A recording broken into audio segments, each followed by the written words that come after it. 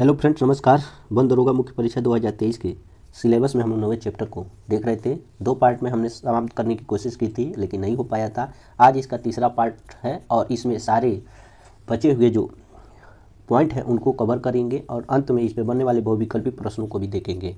Chapter है जलवायु परिवर्तन, जलवायु संरक्षण और COP27 सम्मेलन। तो चलते हैं बिना देरी किए। इस चैप्टर में हम लोग पढ़ रहे थे अंतर्राष्ट्रीय पर्यावरण सम्मेलन या संधियाँ एक दृष्टि में। इसमें 6 ठो हम लोग पढ़ चुके थे, आज 7वां है। इनको भी हम लोग देखते चलेंगे एक एक करके। 7वां है रियो सम्मेलन, ब्राज़ील पृथ्वी सम्मेलन। ये हुआ था 1992 में और इसका जो विशिष्ट तथ्य था वो है सतत विकास हेतु एजेंडा 21 स्वीकृत किया गया और जलवायु परिवर्तन पर संयुक्त फ्रेमवर्क कन्वेंशन की स्थापना। 8वां है न्यूयॉर्क सम्मेलन जो हुआ था 1997 में और इसका जो विशिष्ट तथ्य था वो एजेंडा 21 को लागू करने संबंधी कार्यक्रम पर आम सहमति बनी। अब आ गया नैरोबी घोषणा पत्र, कीनिया, हुआ था 1997 में और उसके अंतर्गत जो बात की गई थी वो अंतर्राष्ट्रीय संधियों का प्रभावकारी क्रियान्वयन। उसके बाद है क्योटो प्रोटोकॉल, पृथ्वी +5 सम्मेलन, हुआ था 1997 में। ग्रीन हाउस गैसों के उत्सर्जन में कटौती करके भूमंडलीय तापन को कम करना और वर्ष 1990 के स्तर में 5% की कटौती का निर्णय लिया गया। उसके बाद सिएटल सम्मेलन है, हुआ था 1999 में। विश्व व्यापार को पर्यावरणीय व सामाजिक नीतियों के दायरे में लाया गया। अब है माल्मो घोषणा पत्र जो हुआ था 2000 ईस्वी में और पर्यावरण संरक्षण में निजी क्षेत्र की भूमिका पर विचार विशिष्ट तथ्य था। उसके बाद है इन्फोटेरा, डबलिन आयरलैंड में, हुआ था सन 2000 में। पर्यावरण सूचना का विस्तार करने पर सहमति हुई थी। उसके बाद जोहान्सबर्ग रियो +10 सम्मेलन, पृथ्वी +10 सम्मेलन जो है 2002 में हुआ था। इसमें जो विशेष तथ्य थे वो इसे द्वितीय पृथ्वी सम्मेलन भी कहा जाता है। सतत विकास पर विशेष बल दिया गया। गरीबी उन्मूलन हेतु विश्व एकजुटता कोष की स्थापना पर सहमत बनी थी। उसके बाद है स्टॉकहोम सम्मेलन जो 2004 में हुआ था। 12 खतरनाक जैव कीटनाशक और औद्योगिक प्रदूषकों को प्रतिबंधित करने पर सहमत बनी थी। उसके बाद मॉन्ट्रियल सम्मेलन है, कनाडा, हुआ था 2005 में। विकसित देशों द्वारा वर्ष 2012 तक ग्रीन हाउस गैसों के उत्सर्जन को कम कर वर्ष 1990 के स्तर तक लाने पर सहमत बनी थी। उसके बाद है नुसा दुआ सम्मेलन, इंडोनेशिया में है और ये हुआ था 2007 में। ग्रीन हाउस गैसों के उत्सर्जन की दर को वर्ष 2050 तक वर्ष 2000 तक के स्तर पर लाने का प्रस्ताव पारित हुआ था।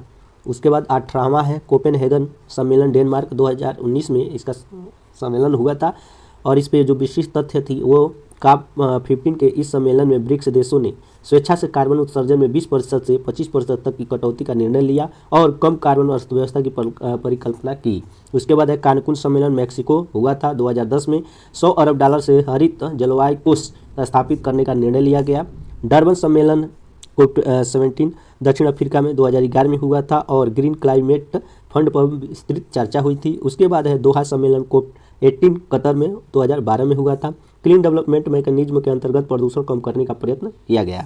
उसके बाद रियो +20 सम्मेलन, ब्राज़ील पृथ्वी 20 सम्मेलन के नाम से भी जानते हैं, ये हुआ था 2012 में और इसमें जो विशेष तथ्य थी वो थी पृथ्वी सम्मेलन के 2 दशक पूरे होने के उपलक्ष्य में संयुक्त राष्ट्र का सतत विकास सम्मेलन संपन्न, जिसमें द फ्यूचर वी वांट मसौदा प्रस्तुत किया गया। हरित व्यवस्था पर बल दिया गया।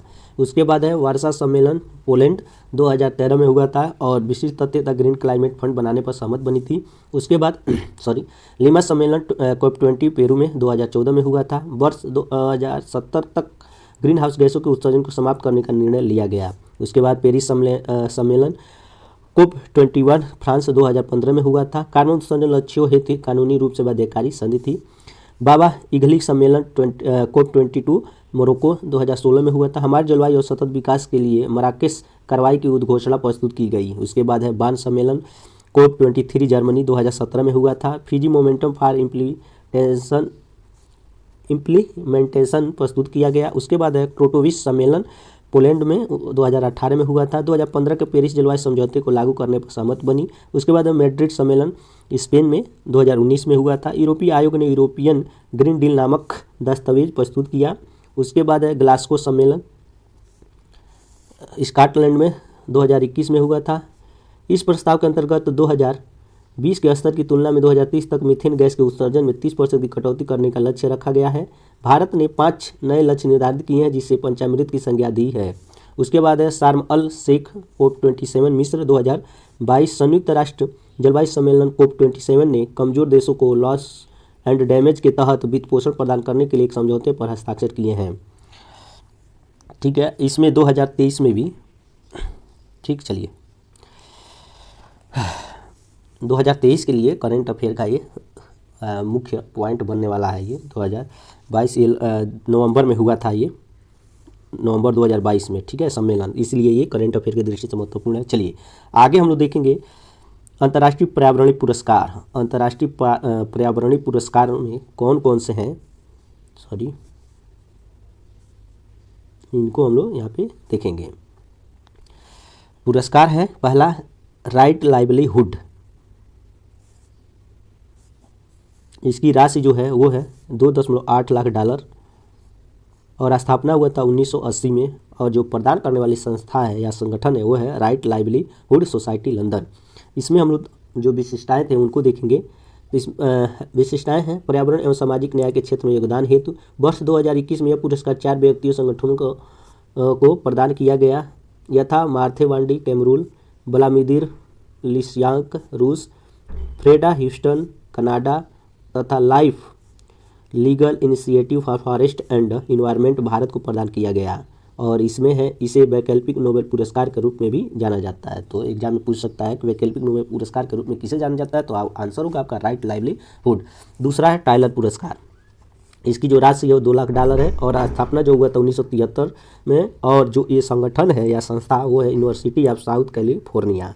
इसमें जो विशिष्टताएं हैं वो है पर्यावरणीय स्वास्थ्य एवं ऊर्जा के क्षेत्र योगदान हेतु वर्ष 2020 में यह पुरस्कार प्रसिद्ध पर्यावरणीय अर्थशास्त्री और संयुक्त राष्ट्र पर्यावरण कार्यक्रम के सद्भावना दूत पवन सुखदेव एवं स्टैनफोर्ड यूनिवर्सिटी के प्रोफेसर डॉक्टर ग्रेचेन सी डेली को संयुक्त रूप से प्रदान किया गया है। उसके बाद पुरस्कार है गोल्डन पुरस्कार, 2 लाख इसका राशि है, स्थापना हुआ था 1989 में, और जो देने वाली संस्था है वो है गोल्डन मैन फाउंडेशन। और विशिष्टताएं जो हैं वो हैं वर्ष 2017 का यह पुरस्कार अंतर्राष्ट्रीय स्तर पर कुल 6 प्राप्तकर्ताओं में भारत के प्रफुल्ल समितारा को नियामीगिरी पहाड़ियों के विशाल एल्युमिनियम खनन को संरक्षण देने हेतु वर्ष 2021 का यह अवार्ड 6 पर्यावरणीय कार्यकर्ताओं को दिया गया। पुरस्कार प्राप्तकर्ता हैं Gloria Majiga Malawi, Thawi Benguen Vietnam, Kimiko Hirata Japan, Maida Bilal Bosnia एवं हर्जेगोविना, सेराय लेविग्ने यूएसए एवं लिज चिकाजे पेरू। उसके बाद नेक्स्ट जो आपका पुरस्कार है वो है ग्लोबल 500 पुरस्कार। इसकी स्थापना की गई थी 1987 में और जो संगठन है वो है यूनेप। विशिष्टताएं हैं पर्यावरण रक्षा एवं सुधार हेतु। उसके बाद है वर्ष 2003 में यह पुरस्कार भारत के बिंदेश्वरी पाठक को दिया गया था। यूनेप द्वारा 2005 से ग्लोबल 500 पुरस्कार के स्थान पर चैंपियंस ऑफ द अर्थ नामक पुरस्कार दिए जाने लगा। चैंपियंस ऑफ द अर्थ किसको मिला है 2022 में, किसको मिला है बताइए आप लोग। डॉक्टर पूर्णिमा देवी बर्मन को ये पुरस्कार मिला है। किसको मिला है, डॉक्टर पूर्णिमा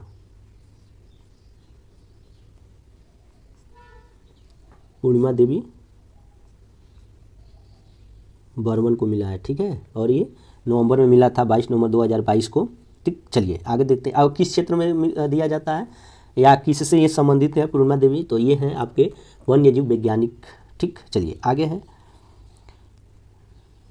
सॉरी पूरा इसमें हम लोग देखेंगे वर्ष 2018 में इस पुरस्कार के प्राप्तकर्ताओं में भारत के पीएम नरेंद्र मोदी भी शामिल थे। उसके बाद वर्ष 2021 के लिए यह पुरस्कार 4 श्रेणियों में प्रदान किया गया। यथा प्रेरणा व कार्यवाही पापुआ न्यू गिनी एवं सोलोमन आइलैंड्स के the sea women of Melanesia नामक आदिवासी महिला का समूह। दूसरा है नीतिगत नेतृत्व मिया मोटले बारबाडोस की प्रधानमंत्री। उसके बाद उद्यमी दूरदृष्टि मारिया कोलेस्निकोवा किर्गिस्तान का। और विज्ञान और नवाचार में ग्लैडिस कालेमा को मिला था, वो युगांडा की हैं। उसके बाद आता है पुरस्कार गोल्डन पांडा पुरस्कार, ठीक है। कौन सा, गोल्डन पांडा पुरस्कार। ये स्थापना हुई इसका 1982 में और wild life conservation charity Bristol England के द्वारा ये चलाया जाता है या दिया जाता है। इसमें विशेषताएं हैं, इसे ग्रीन ऑस्कर की संज्ञा से भी अभिहित किया जाता है। वर्ष 2016 का यह पुरस्कार मैग्नेटिक मरेलई को दिया गया। उसके बाद है पुरस्कार एस्डेन पुरस्कार, जिसकी स्थापना हुई थी 2001 में और रॉयल जियोग्राफिकल के द्वारा दिया जाता है। विशिष्टताएं हैं, वर्ष 2020 का एस्डेन पुरस्कार अंतर्राष्ट्रीय स्तर पर कुल 11 संगठनों कंपनियों को दिया गया, जिसमें भारत की नेचुरल रिसोर्स डिफेंस काउंसिल भी शामिल है। उसके बाद सस्कावा पुरस्कार है, $50,000 इसका पुरस्कार राशि है और 1986 में इसकी स्थापना हुई थी। देने वाली जो संस्था है वो है यूनेप। और विशिष्टताएं हैं, यह पुरस्कार पर्यावरण प्रबंधन और संरक्षण के क्षेत्र में अंतर्राष्ट्रीय योगदान करने वाले। उसके बाद आता है अंतर्राष्ट्रीय मौसम संगठन विज्ञान संगठन, जिसकी स्थापना 1956 में हुआ था और WMO के द्वारा ये पुरस्कार दिया जाता है। और विशिष्टता है, मौसम विज्ञान से संबंधित ये सर्वोच्च सम्मान है। वर्ष 2021 का यह पुरस्कार इन सिख कांग कोरिया गणराज्य को दिया गया। अब चलते हैं आगे, देखते हैं कौन सा है। अगला पुरस्कार है व्हिटली पुरस्कार, जिसकी स्थापना 1994 हुआ था। WFN के द्वारा ये दिया जाता है। विशिष्टता है, इसे भी ग्रीन ऑस्कर की संज्ञा से अभिहित किया जाता है। वर्ष 2021 में इस पुरस्कार को कुल 6 व्यक्तियों को प्रदान किया गया, जिसमें व्हिटली गोल्ड पुरस्कार केन्या के पाउला कहम्बू, लूसी कैंप दक्षिण Africa, Pedro Fruet Brazil, Nuklu Phom Nagaland, Kini Roesler Argentina, Iroro Tanshi Nigeria को प्रदान किया गया। अब नेक्स्ट जो आपका आएगा पुरस्कार वो young champions of the earth 2017 में स्थापना किया गया था। यूनेप के द्वारा ये दिया जाता है। विशेषता है, यह पुरस्कार संयुक्त राष्ट्र पर्यावरण कार्यक्रम यूनेप द्वारा वर्ष 2020 के लिए विद्युत मोहन को दिया गया। विद्युत मोहन सामाजिक उद्यम के सह संस्थापक हैं। यूनेप की स्थापना कब हुआ था? 1972 में। ठीक है, 1972 में। ये सब याद करते चलिएगा। चलिए नेक्स्ट पुरस्कार है global environment and climate action citizen award. ठीक है, ये जो दिया जाता है पुरस्कार Harvard medical school centre for health global environment. इसके अंतर्गत जो विशिष्टता है वो है विरल देसाई, सूरत के प्रसिद्ध उद्योगपति को दुबई यूएई में कहना चाहिए, इसको यूएसए दिया है, में यह प्रेस्टीजियस पुरस्कार प्रदान किया गया। यह ग्रीन मैन के नाम से विख्यात है। अब आगे हम लोग देखेंगे पर्यावरणीय राष्ट्रीय पर्यावरण पुरस्कार। ठीक, सॉरी, ये तो हो, एक मिनट, इसके पहले हम लोग जो पुरस्कार देखे थे पर्यावरण पुरस्कार वो अंतर्राष्ट्रीय था। अब राष्ट्रीय पुरस्कार उनमें हम लोग देखेंगे। पहला इसका पर्यावरणीय पुरस्कार है वो है GD बिड़ला।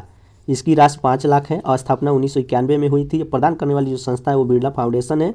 और विशिष्टता है 50 वर्ष से कम आयु के भारतीय वैज्ञानिकों को उनकी विगत 5 वर्ष की उपलब्धियों को मान्यता प्रदान करने हेतु प्रदान किया जाता है। वर्ष 2020 का यह पुरस्कार अप्रैल 2021 में प्रोफेसर सुमन चक्रवर्ती को प्रदान किया गया। दूसरा पुरस्कार है इंदिरा गांधी पर्यावरण पुरस्कार। इसमें संगठन श्रेणी में 5 लाख रुपए प्रत्येक के 2 पुरस्कार, व्यक्ति श्रेणी में 3 यथा 5 लाख, 3 लाख एवं 2 लाख है। और इसकी स्थापना जो की गई थी वो 1987 में की गई। अब भारत सरकार द्वारा ये प्रदान किया जाता है। विशिष्टता है पर्यावरण संरक्षण के क्षेत्र में योगदान हेतु संगठन और व्यक्ति को प्रदान किया जाता है। संस्थागत श्रेणी वर्ष 2013 में पहला है जाट रेजिमेंट की 21वीं बटालियन। उसके बाद जाय गोपालपुर ग्राम विकास केंद्र। और व्यक्तिगत श्रेणी में 2013 के पहले दिए गए हैं डॉक्टर अनिल शर्मा को, दूसरा डॉक्टर कार्तिक सत्यनारायण को और तीसरा डॉक्टर एन रमेश को। अब देखते हैं आगे कौन सा पुरस्कार है, वो है इंदिरा प्रियदर्शनी पुरस्कार। इसकी जो राशि है वो 2.5 लाख रुपए है। ठीक, उसके बाद ये प्रदान किया जाता है 1986 में। ठीक है, और जो प्रदान करने वाली संस्था है वो है पर्यावरण और वन मंत्रालय भारत सरकार। विशिष्टता है वनीकरण तथा पृथ्वी भूमि के विकास के क्षेत्र में उत्कृष्ट योगदान हेतु वर्तमान में इस पुरस्कार का नाम बदलकर पद्मश्री पुरस्कार कर दिया गया है। अब है नेक्स्ट महावृक्ष पुरस्कार। इसकी जो राशि है 25,000 रुपये है और इसकी स्थापना की गई थी 1993-94 में और राष्ट्रीय वनारोपण एवं पारिस्थितिकी विकास बोर्ड द्वारा ये दिया जाता है। विशिष्टता है प्रत्येक वर्ष अधिसूचित प्रजाति वृक्षों का रोपण करने वाले व्यक्तियों संगठन को दिया जाता है जिनका वृक्ष का घेरा तथा लंबाई सबसे अधिक व स्वस्थ है। उसके बाद है आपका विशिष्ट वैज्ञानिक पुरस्कार, जिसमें 20,000 रुपये के 2 पुरस्कार दिए जाते हैं। स्थापना हुआ था 1991 और 92 में। पर्यावरण एवं वन मंत्रालय भारत सरकार द्वारा दिया जाता है। इसकी विशेषता है पर्यावरण एवं वन मंत्रालय और उसके सहयोगी कार्यालयों तथा स्वायत्त संस्थाओं के वर्ग ए वैज्ञानिकों में मौलिक तथा व्यवहारिक अनुसंधान के प्रोत्साहन हेतु। उसके बाद अब हम लोग चलते हैं आगे। छठा पुरस्कार है राजीव गांधी वन्य जीव संरक्षण पुरस्कार। इसकी राशि जो है 1 लाख रुपये है। पर्यावरण एवं वन मंत्रालय भारत सरकार द्वारा दिया जाता है। विशेषता है यह वन्य जीव संरक्षण के लिए देश का सर्वश्रेष्ठ पुरस्कार है। 7वां पुरस्कार है राष्ट्रीय प्रदूषण निवारण पुरस्कार। राशि 1 लाख रुपये है। 1992 में इसकी शुरुआत की गई थी या स्थापना की गई थी।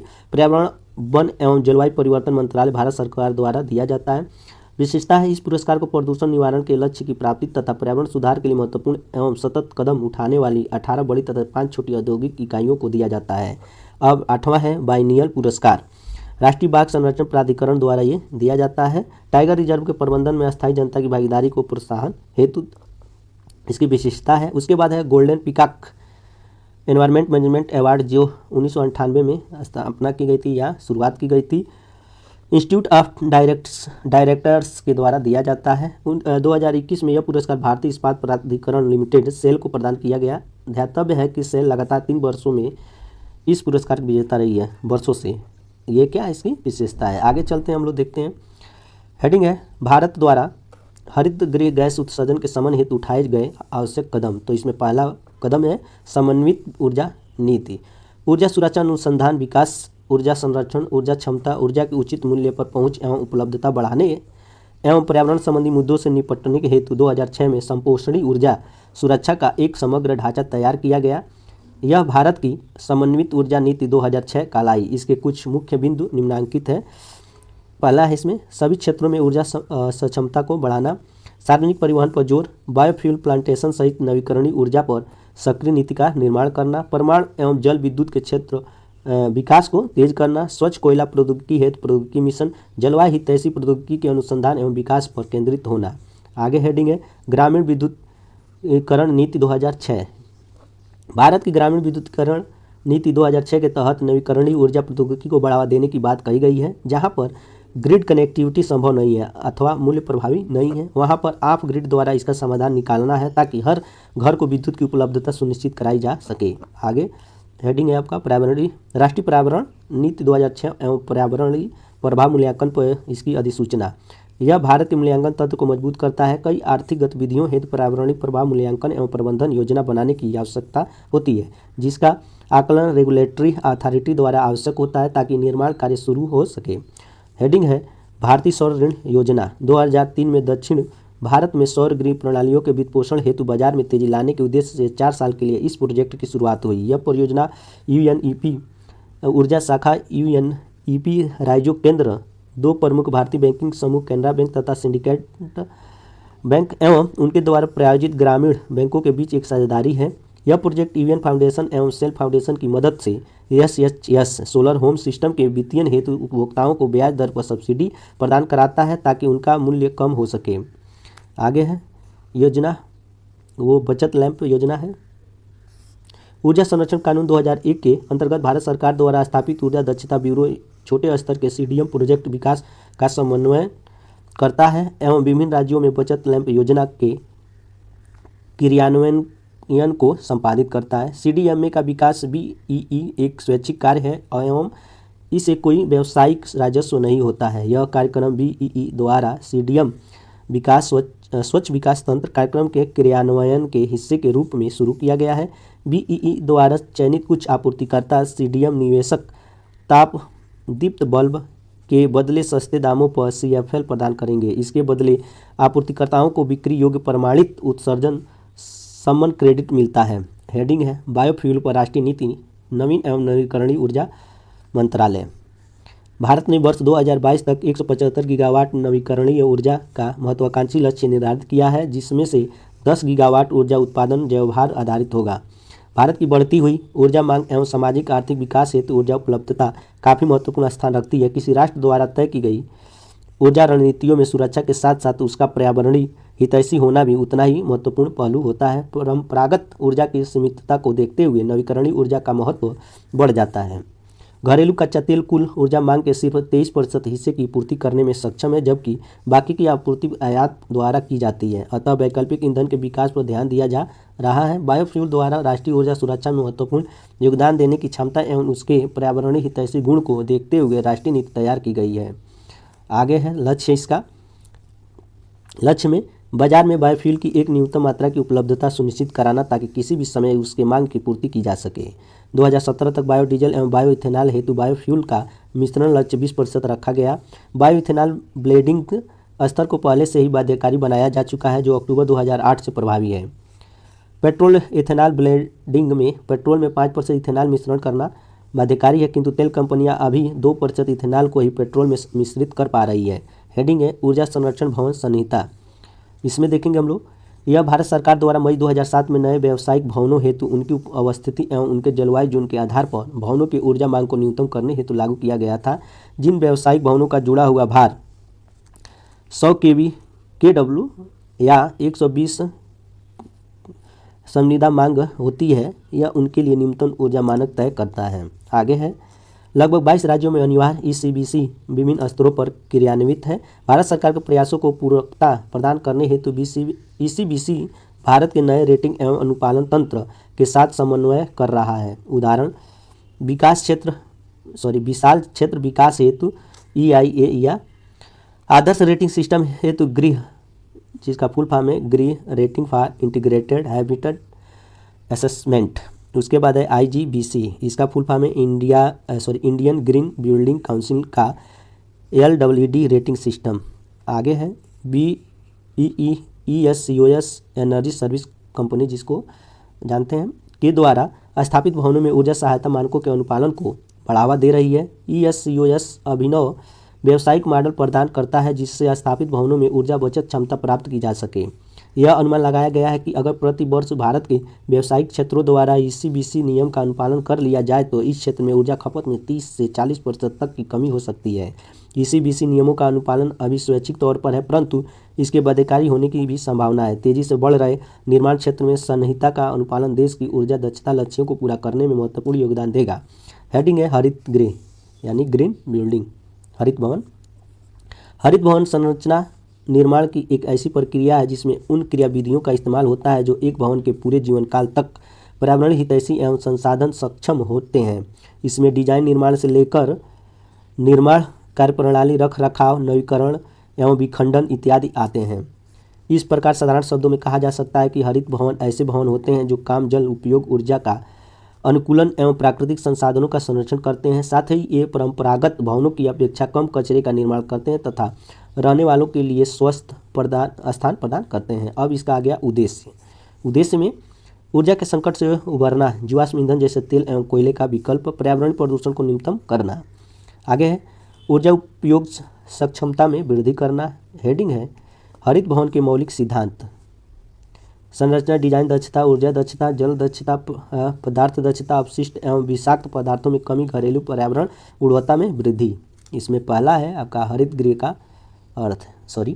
इस चैप्टर पर बनने वाले जो विकल्पी प्रश्न है वो यहाँ से शुरू होते हैं। तो इसमें पहला आपका है हरित गृह प्रभाव का अर्थ है, तो इसमें जो सी ऑप्शन होगा वो सही होगा। वायुमंडलीय में ग्रीन हाउस गैसों के घनीकरण के कारण वायुमंडल के तापन का बढ़ना। अब देखेंगे इसका स्पष्टीकरण। वायुमंडल पृथ्वी की सतह से ऊपर की ओर उत्सर्जित होने वाली अधिकांश दीर्घ तरंगों को अवशोषित कर लेता है। वे गैसें जो विकिरण की दीर्घ तरंगों का अवशोषण करती है ग्रीन हाउस गैस कहलाती है। Carbon dioxide, chlorofluorocarbon, methane, nitrous oxide, ozone मुख्य ग्रीन हाउस गैसें हैं। वायुमंडल का तापन करने वाली प्रक्रिया को सामूहिक रूप से ग्रीन हाउस प्रभाव या हरित गृह प्रभाव कहा जाता है। दूसरा क्वेश्चन है निम्नलिखित में से कौन एक वैश्विक ऊष्मन के लिए उत्तरदायी नहीं है, तो वो है आर्गन, ऑप्शन डी। अब इसका स्पष्टीकरण देख लेते हैं। वैश्विक ऊष्मन के लिए विभिन्न गैसों का योगदान निम्नवत है, तो इसमें जलवाष्प है 60% लगभग, कार्बन डाइऑक्साइड है 26% लगभग है, मीथेन 4 से 9%, ओजोन जो है 3 से 7%, नाइट्रस ऑक्साइड 1.5% और क्लोरोफ्लोरोकार्बन व अन्य जो है वो 1 से 0.4% तक है, 10.4% तक लगभग में है ये। उसके बाद देखते हैं नेक्स्ट क्वेश्चन, तीसरा है वायु में कार्बन डाइऑक्साइड की बढ़ती हुई मात्रा के कारण वायुमंडल का तापमान धीरे धीरे बढ़ रहा है, क्योंकि कार्बन डाइऑक्साइड वायु में उपस्थित जलवाष्प के अंश को अवशोषित कर उसकी ऊष्मा को संचित करती है। और है इसके जो ऑप्शन वो है संपूर्ण सौर विकिरण को अवशोषित करती है, बी है सौर विकिरण के अवरक्त अंश को अवशोषित करती है, यानी जो इसका बी ऑप्शन है वो सही है। अब इसका स्पष्टीकरण हम लोग देख लेते हैं। समताप मंडल में पराबैंगनी किरणों अल्ट्रावायलेट को अवशोषित करने वाली ओजोन जब निम्न समताप मंडल में उपस्थित होती है तो वह पार्थिव विकिरण को अधिक प्रभावी ढंग से अवशोषित करती है। कार्बन डाइऑक्साइड का उत्सर्जन मुख्यतः जीवाश्मी ईंधनों के दहन से होता है। CO2 सौर विकिरण के अवरक्त इंफ्रारेड अंश को अवशोषित करती है, परिणाम स्वरूप वायुमंडल का तापमान बढ़ता है। नेक्स्ट जो क्वेश्चन है वो है आपका निम्नलिखित में से कौन जलवायु परिवर्तन के प्रमुख कारक हैं, तो इसमें पहला है सौर धधक में वृद्धि, तो ये नहीं होगा। इसमें दूसरा है अत्यधिक वनोन्मूलन, तो ये सही है। और तीसरा है जीवाश्मिक ईंधन का अधिकाधिक प्रज्वलन, तो ये सही है, यानी 2 और 3 सही है। तो इस तरह से हम जो ऑप्शन बी देख रहे हैं वो क्या हो जाएगा, सही हो जाएगा। अब देखते हैं इसका स्पष्टीकरण कौन सा है। स्पष्टीकरण में है वन अपनी वृद्धि के लिए CO2 का उपयोग करते हैं। वनों की कटाई CO2 की मात्रा को बढ़ाती है। जीवाश्म ईंधनों के दहन से CO2 का उत्सर्जन होता है। वायुमंडल में CO2 का संकेंद्रण बढ़ने से हरित गृह प्रभाव में वृद्धि होती है, जिससे जलवायु परिवर्तन होता है। सौर धधक में वृद्धि जलवायु परिवर्तन का प्रमुख कारक नहीं है। वायुमंडल के प्राकृतिक संतुलन के लिए कार्बन डाइऑक्साइड की उपयुक्त सांद्रता मानी जाती है, तो वो है 0.03%। स्पष्टीकरण, नासा के अनुसार पूर्व औद्योगिक युग में कार्बन डाइऑक्साइड की सांद्रता लगभग 280 ppm यानी 0.03% थी, जिससे वायुमंडल का प्राकृतिक संतुलन बना हुआ था। मानव जनित गतिविधियों के कारण यह संतुलन बिगड़ गया है। वर्तमान में CO2 की सांद्रता में पूर्व औद्योगिक युग से लगभग 48% की वृद्धि हुई, जिससे CO2 की सांद्रता लगभग 414.72 ppm हो गई है। नेक्स्ट क्वेश्चन है, वैश्विक तापन की आंशिक वायुमंडल में किसकी बढ़ती हुई सांद्रता के कारण बढ़ रही है, तो वो है आपका कार्बन डाइऑक्साइड की। स्पष्टीकरण में देखेंगे, वायुमंडल में उपस्थित ग्रीन हाउस गैसों में सर्वाधिक सांद्रण कार्बन डाइऑक्साइड का है। वर्तमान में कार्बन डाइऑक्साइड की सांद्रता लगभग 414.72 ppm है हो गई है। यदि वायुमंडल में CO2 की सांद्रता ऐसी बढ़ती रही तो अनुमान है कि 21वीं सदी के अंत तक यह मात्रा 650 से 950 ppm हो जाएगी। फलस्वरूप पृथ्वी का तापमान 6 डिग्री सेंटीग्रेड बढ़ जाएगा। नेक्स्ट क्वेश्चन है, ग्रीन हाउस प्रभाव की संकल्पना की थी, तो किसने की थी, वो जोसेफ फोरियर ने की थी। इसका डी ऑप्शन जो होगा वो सही होगा। स्पष्टीकरण देखेंगे, ग्रीन हाउस गैसों की संकल्पना जोसेफ फोरियर ने 1824 ईस्वी में की थी। अब नेक्स्ट क्वेश्चन है, वैश्विक तापमान के लिए निम्नलिखित में से कौन सी गैस का योगदान अधिकतम है, तो है कार्बन डाइऑक्साइड CO2। स्पष्टीकरण में, वैश्विक तापमान में वृद्धि के लिए सर्वाधिक योगदान कार्बन डाइऑक्साइड लगभग 26% का है। जलवाष्प प्राकृतिक रूप से पाई जाने वाली ग्रीन हाउस गैस है। इसका वैश्विक तापमान में लगभग 60% योगदान है। आगे है क्वेश्चन, निम्नलिखित में से कौन सा वैश्विक ताप वृद्धि ग्लोबल वार्मिंग का प्रभाव है, तो इसमें हम लोग देखेंगे जो प्रभाव है वो पहला है समुद्र जल तल का बढ़ना, हिमनद का पिघलना, प्रवाल भित्ति का विरंजन और बीमारियों का फैलना, तो ये चारों है। तो इस तरह से हम ऑप्शन जो देख रहे हैं वो डी क्या होगा, इसका सही होगा। स्पष्टीकरण भी देख लेते हैं, वैश्विक ताप वृद्धि ग्लोबल वार्मिंग का प्रभाव समुद्र जल तल का बढ़ना, हिमनद का पिघलना, प्रवाल भित्ति का विरंजन, बीमारियों का फैलना आदि। इसके बाद है 10वां क्वेश्चन, भारत ने कब तक शुद्ध शून्य कार्बन उत्सर्जन लक्ष्य हासिल करने की घोषणा की है, तो वो की है 2070 तक। सी ऑप्शन इसका सही होगा। स्पष्टीकरण है, भारत ने वर्ष 2070 तक शून्य कार्बन उत्सर्जन लक्ष्य प्राप्त करने की घोषणा की है। नेक्स्ट क्वेश्चन है, मीथेन CH4 निम्न में से किससे निकलती है, तो वो उपरोक्त सभी में से जितने दिए हैं, जुगाली करने वाले पशुओं से, दीमक की बाम्बिस से, धान के खेतों से, तो इस तरह से डी ऑप्शन को आप क्लिक कीजिए। आगे देखते हैं स्पष्टीकरण, आर्द्र भूमि, धान के खेत, दीमक की बामी, कोयले की खदानें, जुगाली करने वाले पशु मीथेन उत्सर्जन के स्रोत हैं। वैश्विक मीथेन उत्सर्जन का लगभग 76% आर्द्र भूमि से ही उत्सर्जित होती है। नेक्स्ट क्वेश्चन है, हरित गृह प्रभाव के अभाव में भू सतह का औसत तापमान होगा, तो कितना होगा, -18 डिग्री सेंटीग्रेड, यानी सी ऑप्शन इसका जो होगा वो सही होगा। आगे इसका स्पष्टीकरण देखते हैं, वो है पृथ्वी के धरातल के निकट वायु का औसत वार्षिक तापमान 14 डिग्री सेंटीग्रेड है। हरित गृह प्रभाव के अभाव में भू सतह का औसत तापमान -18 डिग्री सेंटीग्रेड होगा। 13वां है, वैश्विक ऊष्मन के फलस्वरूप बारंबारता और प्रचंडता में वृद्धि होगी, तो इसमें जो वृद्धि होगी वो कौन कौन से में किस में वृद्धि होगी, तो वो तूफान की और चक्रवात की, ग्लेशियर पिघलने की, बाढ़ और सूखा की, तो ये सभी की वृद्धि होगी। तो इसमें जो डी ऑप्शन है वो सही होगा। और स्पष्टीकरण देखेंगे, वायुमंडल में ग्रीन हाउस गैसों का सांद्रण वैश्विक ऊष्मन की प्रवृत्ति को जन्म देता है। एक बार वैश्विक ऊष्मन पर आरंभ हो जाने पर इसे उलटना बहुत मुश्किल होगा। वैश्विक ऊष्मन के दुष्प्रभाव के रूप में हिमनद का पिघलना, समुद्री जलस्तर में वृद्धि, बाढ़ एवं सूखा, तूफान तथा चक्रवात जैसी घटनाओं में वृद्धि परिलक्षित होगी। आगे क्वेश्चन है, अंतर्राष्ट्रीय ऊर्जा एजेंसी द्वारा ऊर्जा क्षेत्र को किस वर्ष तक नेट जीरो लक्ष्य हेतु रोडमैप तैयार किया गया है, तो वह 2050 तक। डी ऑप्शन, इसमें हम लोग देखेंगे जो स्पष्टीकरण है, नेट जीरो से अभिप्राय उत्पादित ग्रीन हाउस गैस की मात्रा और वातावरण में से अवशोषित की गई गैस की मात्रा के मध्य संतुलन। ईआ द्वारा ऊर्जा क्षेत्र को वर्ष 2050 तक नेट जीरो लक्ष्य हेतु रोडमैप तैयार किया गया। भारत ने वर्ष 2070 तक नेट जीरो प्राप्ति का लक्ष्य रखा है। नेक्स्ट क्वेश्चन है, किसने सिद्धांत दिया कि पृथ्वी का धुरी पर अवस्था बदलना जलवायु परिवर्तन के लिए एक कारक है, तो है मिलुटिन मिलानकोविच ने ये सिद्धांत दिया था। C option. स्पष्टीकरण देखेंगे, सर्बिया के खगोलविद मिलुटिन मिलानकोविच ने सिद्धांत दिया कि पृथ्वी की धुरी पर अवस्था बदलना जलवायु परिवर्तन के लिए एक कारक है। नेक्स्ट क्वेश्चन है, किसके माध्यम से जलवायु परिवर्तन का क्रायोजेनिक संकेतक प्राप्त किया जाता है, तो आई स्कोर के। डी ऑप्शन इसका स्पष्टीकरण देखेंगे। अतीत की जलवायु और वातावरण की जांच के लिए आई स्कोर विस्तृत अभिलेख है। यह एक बेलनाकार नमूना है जो किसी ग्लेशियर या बर्फ की चादर को छेद कर प्राप्त किया जाता है। नेक्स्ट क्वेश्चन है, वर्ष 1992 में आयोजित संयुक्त राष्ट्र संघ के पर्यावरण और विकास सम्मेलन में United Nations framework convention on climate change UNFCCC का गठन कहाँ किया गया, तो वो रियो डी जेनेरियो ब्राजील में। ठीक है, ए ऑप्शन इसका सही होगा। अब इसका स्पष्टीकरण देखेंगे। United Nations framework convention on climate change UNFCCC का गठन रियो डी जेनेरियो में वर्ष 1992 में संयुक्त राष्ट्र संघ के पर्यावरण और विकास सम्मेलन के दौरान किया गया। UNFCCC एक अंतर्राष्ट्रीय संधि है। नेक्स्ट क्वेश्चन है, वर्ष 2010 में हरित जलवायु कोष का प्रावधान कहाँ किया गया, तो किया गया कानकुन में। सी ऑप्शन इसका सही होगा। स्पष्टीकरण जब देखेंगे तो हरित जलवायु कोष का प्रावधान कानकुन सम्मेलन के दौरान किया गया। दिसंबर 2010 में कानकुन मैक्सिको में संयुक्त राष्ट्र जलवायु परिवर्तन सम्मेलन COP26 आयोजित किया गया। COP27 जो करंट अफेयर का क्वेश्चन है, नवंबर 2022 में हुआ था। वो कहाँ हुआ था, वो अर्ल शेख जो मिस्र में है वहाँ पे हुआ था। ठीक है, और शर्म अल शेख उसका नाम है, जो स्थान है मिस्र में वो है शर्म अल शेख। ठीक है, करंट अफेयर का है ये। COP27 हुआ था 6 से 18 नवंबर 2022 में।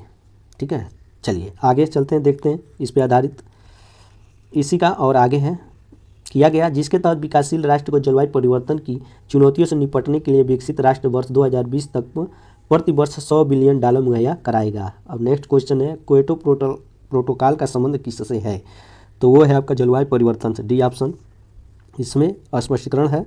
दिसंबर 1997 में क्योटो जापान में अंगीकृत किया गया तथा क्योटो प्रोटोकॉल 16 फरवरी 2005 को लागू हुआ। क्योटो प्रोटोकॉल एक अंतर्राष्ट्रीय समझौता है जो मुख्यतः जलवायु परिवर्तन से संबंधित है। नेक्स्ट क्वेश्चन है, निम्नलिखित में से कौन सा सुमेलित नहीं है, ये एग्जाम की दृष्टि से महत्वपूर्ण है, इसको जरूर देख लीजिएगा। ठीक, यहाँ देखिए क्योटो प्रोटोकॉल है जलवायु संरक्षण से संबंधित है, तो ये सही है। उसके बाद है मॉन्ट्रियल प्रोटोकॉल, वो ओजोन परत संरक्षण से संबंधित है, जो कि यहाँ पे दिया है गैस संरक्षण। तो इस तरह से जो सुमेलित नहीं है वो मॉन्ट्रियल प्रोटोकॉल है। ठीक है, और ये कब ये सम्मेलन हुआ था इस पे, तो 1985 में हुआ था। 85 में कि 87 में होगा, आई श्योर कि 87 में हो सकता है। ठीक है, 1987 में। चलिए इसमें तीसरा है कार्टाजेना प्रोटोकॉल, ये संबंधित है आपका बायोसेफ्टी जैव सुरक्षा से। और स्टॉकहोम सम्मेलन जो हुआ था वो अनवरत जैविक प्रदूषण से पर यह संबंधित हुआ था। इस तरह से हम लोग देख रहे हैं इसका स्पष्टीकरण। मॉन्ट्रियल प्रोटोकॉल ओजोन परत संरक्षण संबंधित है।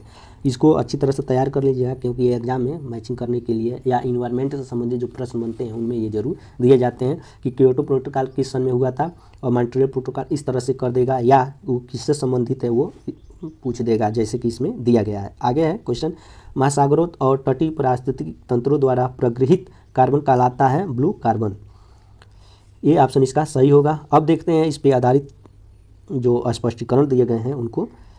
महासागरीय पारिस्थितिक तंत्र की कार्बन अवशोषण क्षमता बहुत अधिक है। महासागरों में पाए जाने वाले प्लैंकटन तथा मैंग्रोव कार्बन अवशोषण में महत्वपूर्ण भूमिका निभाते हैं। महासागरों और तटीय पारिस्थितिक तंत्रों द्वारा प्रगृहित कार्बन ब्लू कार्बन कहलाता है। अब देखते हैं आगे जो क्वेश्चन है, वो कार्बन क्रेडिट का संबंध है, किससे संबंध है, तो वो है क्योटो प्रोटोकॉल। ठीक है, कब हुआ था क्योटो प्रोटोकॉल, कब हुआ था 2005 में, अभी हम लोग ऊपर पढ़े हैं। ठीक, चलिए अब देखते हैं स्पष्टीकरण। कार्बन क्रेडिट प्रणाली का प्रावधान क्योटो प्रोटोकॉल के दौरान किया गया था। कार्बन क्रेडिट का लक्ष्य कार्बन डाइऑक्साइड उत्सर्जन में हो रही वृद्धि पर अंकुश लगाना है। किसी देश को उसके निर्धारित अधिकतम कार्बन उत्सर्जन में से प्रति मीट्रिक टन की कटौती करने पर एक कार्बन क्रेडिट प्रदान किया जाता है। आगे क्वेश्चन है, जलवायु परिवर्तन भारत की प्रथम राष्ट्रीय कार्य योजना कब प्रकाशित की गई, तो वो 2008 में की गई थी। ये क्वेश्चन पूछता है एग्जाम में। स्पष्टीकरण है, जलवायु परिवर्तन में भारत की प्रथम राष्ट्रीय कार्य योजना वर्ष 2008 में तत्कालीन प्रधानमंत्री मनमोहन सिंह द्वारा प्रकाशित की गई। यह योजना 8 राष्ट्रीय मिशनों पर ध्यान केंद्रित करती है। क्वेश्चन नेक्स्ट है, वायुमंडल में उपस्थित ओजोन परत अवशोषित करती है, तो अल्ट्रावायलेट किरणों को करती है। सी ऑप्शन इसका सही होगा। स्पष्टीकरण है, ओजोन की सर्वाधिक सांद्रता समताप मंडल स्ट्रेटोस्फेयर में मिलता है। यह परत सूर्य की हानिकारक पराबैंगनी किरणों को पृथ्वी पर आने से रोकती है। नेक्स्ट क्वेश्चन है, ओजोन परत को सर्वाधिक नुकसान पहुंचाने वाला प्रदूषक है, वो है क्लोरोफ्लोरोकार्बन। सी ऑप्शन इसका सही होगा। स्पष्टीकरण है, ओजोन छिद्र का सर्वाधिक निर्माण अंटार्कटिका दक्षिणी ध्रुव के ऊपर है। ओजोन छिद्र के लिए क्लोरोफ्लोरोकार्बन सर्वाधिक उत्तरदायी है। ओजोन क्षीणता के लिए halogens, nitrous oxide, trichloroethylene, halon 1211 इत्यादि भी उत्तरदायी है। अब नेक्स्ट क्वेश्चन है, ओजोन परत संरक्षण दिवस कब मनाया जाता है? तो 16 सितंबर को, ये एग्जाम में पूछता है, इसको भी देख लीजिएगा। स्पष्टीकरण है, 16 सितंबर को विश्व ओजोन दिवस या ओजोन परत संरक्षण दिवस मनाया जाता है। 16 सितंबर 1987 को मॉन्ट्रियल प्रोटोकॉल पर हस्ताक्षर किया गया था। तो पीछे हमने बताया था कि 1985 या 87, तो वहाँ पे 1987 ही सही होगा, यहाँ से क्लियर हो जाता है। संयुक्त राष्ट्र महासभा ने वर्ष 1984 में इस तिथि को ओजोन परत संरक्षण दिवस मनाने की घोषणा की। नेक्स्ट क्वेश्चन है, संयुक्त राष्ट्र के 27वां जलवायु परिवर्तन सम्मेलन COP27 2022 का आयोजन कहाँ किया गया? तो मिस्र में किया गया। ठीक है, अभी हम लोग बात किए हैं। नाम क्या था उसका? नाम था शर्म अल शेख, स्थान जो था शर्म अल शेख मिस्र में किया गया था। चलिए अब इसमें हम लोग देखते हैं स्पष्टीकरण। संयुक्त राष्ट्र के 27वें जलवायु परिवर्तन सम्मेलन 6 से 18 नवंबर 2022 को COP27 2022 का आयोजन शर्म अल शेख मिस्र में किया गया। नेक्स्ट क्वेश्चन है, 27वें जलवायु परिवर्तन सम्मेलन COP27 2022 के दौरान किस देश ने इन आवर लाइफ टाइम अभियान शुरू किया? तो वो भारत ने किया है। डी ऑप्शन इसका सही होगा। ये करंट अफेयर के लिए महत्वपूर्ण है, इसको देख के जाइएगा। COP27 के दौरान पर्यावरण, वन और जलवायु परिवर्तन मंत्रालय, भारत सरकार द्वारा संयुक्त राष्ट्र विकास कार्यक्रम के सहयोग से इन आवर अभियान प्रारंभ किया गया। आगे है, संयुक्त राष्ट्र का 28वें जलवायु परिवर्तन सम्मेलन COP28 2023 का आयोजन कहाँ किया जाना प्रस्तावित है? तो वो है संयुक्त अरब अमीरात, UAE। सी ऑप्शन इसका सही होगा। ये क्वेश्चन एग्जाम में जरूर पूछ सकता है करंट अफेयर में। तो इसका स्पष्टीकरण देखते हैं। 30 नवंबर से 12 दिसंबर 2023 के मध्य संयुक्त राष्ट्र के 28वें जलवायु परिवर्तन सम्मेलन COP28 का आयोजन संयुक्त अरब अमीरात, UAE में किया जाएगा। अब देखते हैं आगे, सॉरी ये रहा इसका लास्ट बहुविकल्पी प्रश्न। आशा करते हैं कि आपको ये समझ में आया होगा, पसंद भी आया होगा। तो अगर समझ में और पसंद आया हो तो लाइक शेयर सब्सक्राइब जरूर कर देना। जय हिंद, जय भारत।